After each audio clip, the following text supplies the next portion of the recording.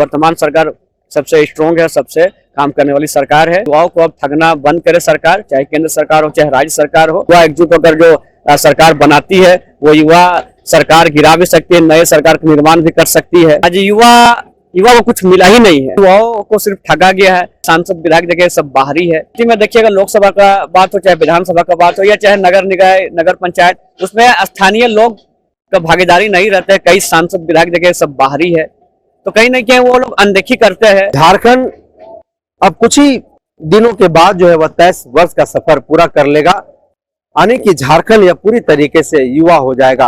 और इस युवा झारखंड के बारे में, युवा झारखंड के संदर्भ में यहाँ के जो युवा हैं उन लोगों से बातचीत करके जानना समझना बेहद जरूरी हो जाता है कि जिन मुद्दों के साथ यह प्रदेश 15 नवंबर 2000 को अस्तित्व में आया, भारत के भूखंड पर एक प्रदेश का निर्माण हुआ, उस प्रदेश का 23 सालों के सफर में क्या कुछ हुआ है, क्या उनके सपनों का यह राज्य बना है।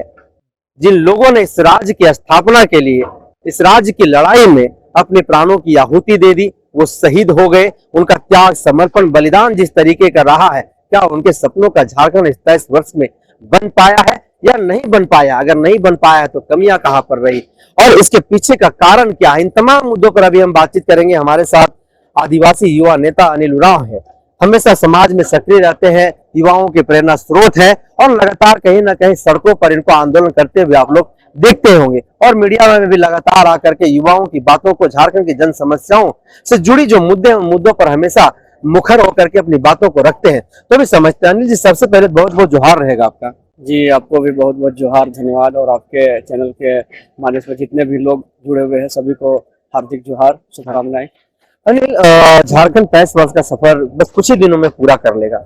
आप भी युवा हैं और झारखंड भी युवा हो चुका है। इस युवा झारखंड प्रदेश को बतौर युवा अनिल उरांव किस नजरिए से देखते हैं, कैसे देखते हैं? सबसे पहले निरंजन जी, अब युवाओं की बात बोले हैं तो आप खुद ही बताएं कि 23 सालों में युवाओं को मिला क्या है झारखंड राज्य में। आज 23 वर्षों में चाहे कोई भी सरकारें रही, पूर्व की सरकार रही, वर्तमान की सरकार रही, तो कहीं ना कहीं युवाओं को जो आशा उम्मीद जो थी, रोजगार, शिक्षा, स्वास्थ्य, लेकिन कहीं ना कहीं बहुत अछूता है युवा। हकीकत में बोले तो आज युवा को कुछ मिला ही नहीं है। 23 सालों के जो 23 साल हो गए झारखंड का, लेकिन देखिएगा युवाओं को सिर्फ ठगा गया है। तो कहीं ना कहीं ये सारे जो जितने भी सरकारें थी, कहीं ना कहीं सभी की गलतियां थी, क्योंकि युवा क्या करेगा?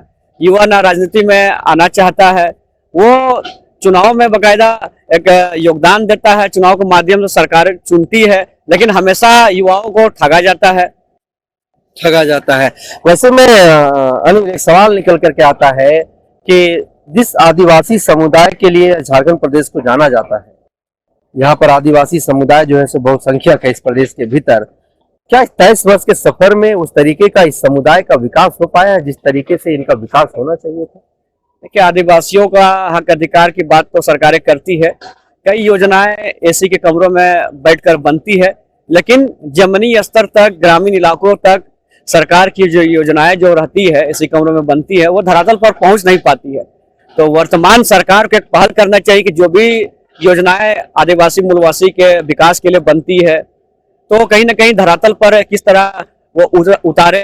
क्योंकि सरकार तो बनती है, कई सरकार बनती है, पूर्व की सरकार की बात हो चाहे वर्तमान की सरकार की बात हो, लेकिन सरकार में अफसरशाही हावी रहती है।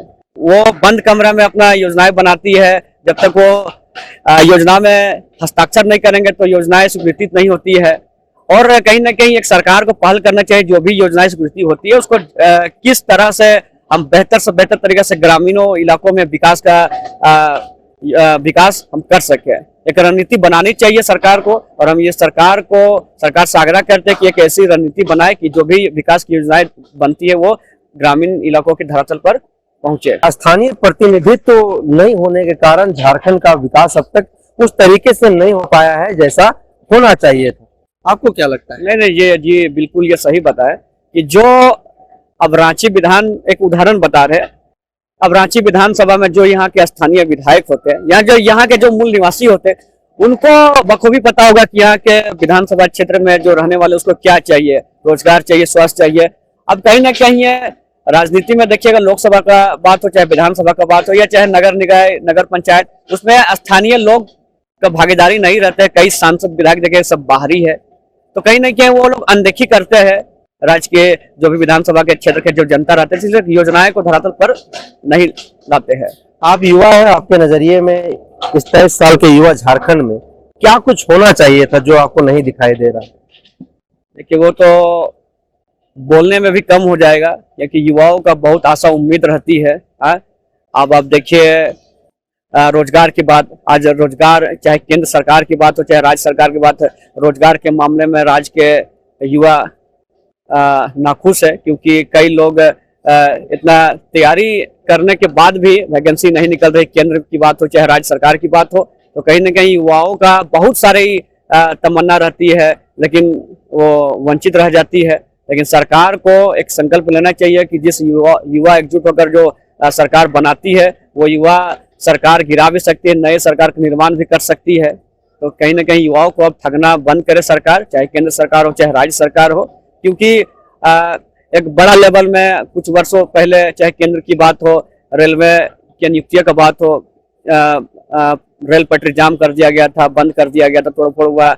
उसी तरह राज्य में भी कई युवा संगठनों ने एक प्रदर्शन किया रोजगार को लेके। तो कहीं न कहीं सरकार को संज्ञान लेना चाहिए और जल्द से जल्द जो भी युवाओं की नियुक्तियां जो है वैकेंसी है उसको फिलअप करना चाहिए, ताकि जो युवाओं का जो उम्मीद जो और आशा है कि हम नौकरी पेशा करें, तो वो उम्मीद बरकरार रहे, ताकि आने वाले पीढ़ी भी। गाँव घर के आखिरी व्यक्ति के लिए जो योजनाएं सरकार बनाती है और बड़े बड़े मंचों से जा करके जो लोग बातचीत करते हैं कि गांव के आखिरी व्यक्ति का हम लोग विकास कर दे रहे हैं, उनके लिए योजनाएं बना दे रहे हैं, इतना करोड़ का जो है हम लोगों ने योजना इस बार लागू कर दिया है, इस बार इतना करोड़ का योजना बना दी है हम लोगों ने, तो क्या गांव घर तक यह योजना पहुंच पाती है या फिर बीच रास्ते में ही दम तोड़ दे रही है?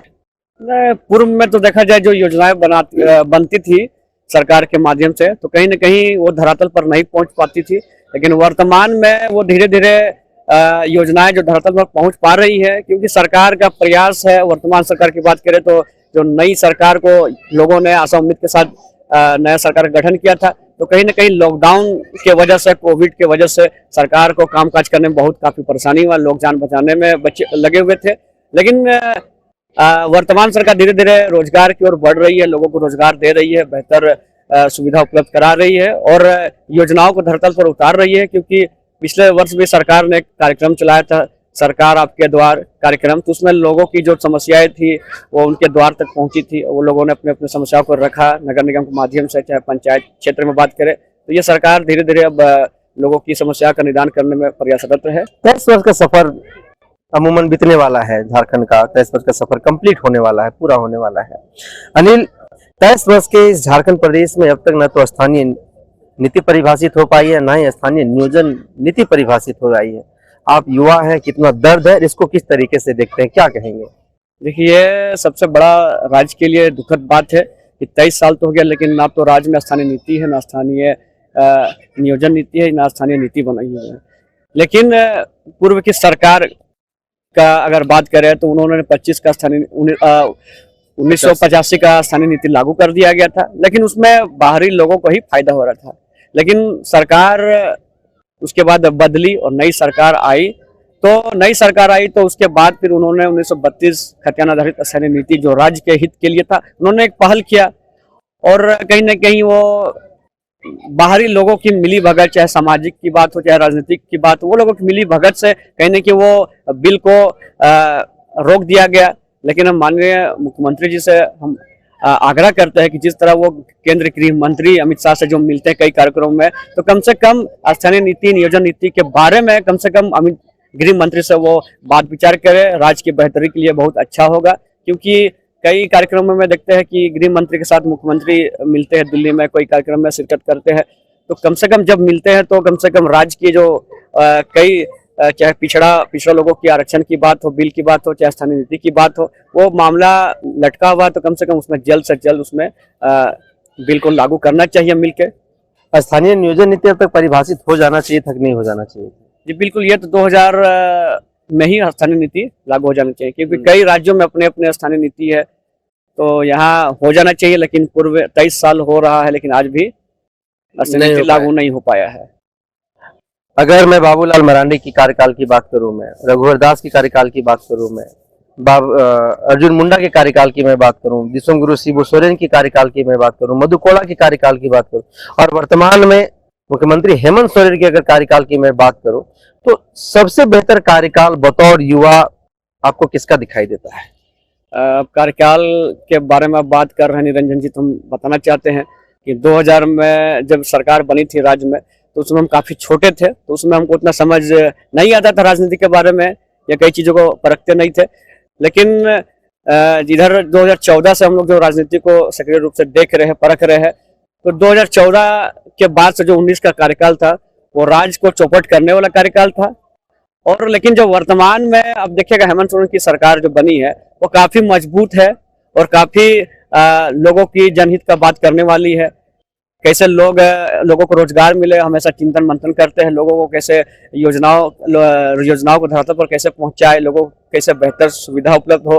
तो अब मेरे ख्याल से ये वर्तमान सरकार सबसे स्ट्रोंग है, सबसे काम करने वाली सरकार है, क्योंकि आपने देखा होगा कि 5 वर्षों में जो फ्लाईओवर, रांची की बात करें तो फ्लाईओवर नहीं बना था, एक पिलर खड़ा नहीं हुआ था। लेकिन वर्तमान सरकार 2 साल कोविड में चला गया, लेकिन उसके बाद भी 2 साल में इतना धड़ाधड़ काम हुआ। आज देखिए फ्लाईओवर बना, कई नियुक्तियां हुई उनके माध्यम से। एक आखिरी सवाल के साथ हम अपनी बातचीत समाप्त करना चाहेंगे। अनिल, आप युवाओं के बीच में जाते हैं, गांव घर घूमते भी हैं, इस सरकार के कार्यकाल से युवाओं के अंदर क्या प्रतिक्रिया, क्या वो लोग कहते हैं, कितना संतुष्ट हैं वो लोग या फिर असंतुष्ट हैं, क्या कुछ प्रतिक्रियाएं आपको मिलती हैं? ये कहीं ना कहीं युवा नाखुश थे पहले, लेकिन 2 साल जब कोविड का लोग आपदा से जूझ रहे थे, तो उसके बाद जब सरकार काम करने के लिए जब प्रयासरत हुई, तो उसने भी कई नियुक्तियां निकाली थी। सरकार ने जो वादा किया था तो वो निकाली थी, लेकिन कहीं ना कहीं बाहरी तत्वों की मिली भगत से और राजनीतिक षड्यंत्र की वजह से कहीं ना कहीं वो माननीय उच्च न्यायालय में PIL करके कानूनी अड़चन डाल देते थे। तो उसमें सरकार की क्या गलती है? तो कहीं ना कहीं पहले युवा नहीं समझ पाते थे कि सरकार वैकेंसी नहीं निकाल, जब बाद में जब सबको लगा कि सरकार नियुक्तियां निकाल रही थी, और उसके बाद फिर बाहरी तत्वों के और फिर राजनीतिक षड्यंत्र के शिकार से कहीं ना कहीं नियुक्तियां को लंबित कर दिया जाता था। तो सरकार, और इसके बाद भी सरकार ने कई नियुक्तियां की है। अब 2 JPSC कंप्लीट करा दिया। अब शिक्षकों की नियुक्ति की बात कीजिए, मेडिकल की बात कीजिए, डॉक्टरों की नियुक्ति हुई। तो कहीं ना कहीं सरकार, युवा अब थोड़ा खुश है राज्य सरकार से। तो आने की आपके नजर में गैर झारखंडियों के कारण जो है, सो अब तक झारखंड का विकास नहीं हो पाया है? जी बिल्कुल। आज 1932 खाद्यान्न आधारित स्थानीय नीति लागू हो जाती तो राज्य की बेहतरी रहती, लोगों को, यहीं के लोगों को रोजगार मिलते, चाहे 3rd ग्रेड हो, चाहे 4th ग्रेड हो। लेकिन कहीं ना कहीं राजनीतिक षड्यंत्र और बाहरी तत्वों की मिली भगत से वो बिल को रोक दिया जाता है। और कई नियुक्तियां जब निकलती है, नियुक्तियां की फॉर्म निकलती है, तो कहीं ना कहीं लोगों की मिली भगत से हाईकोर्ट में PIL करते हैं, कानूनी अड़चन डाल देते हैं, तो नियुक्तियां इसी कारण रुक जाती है।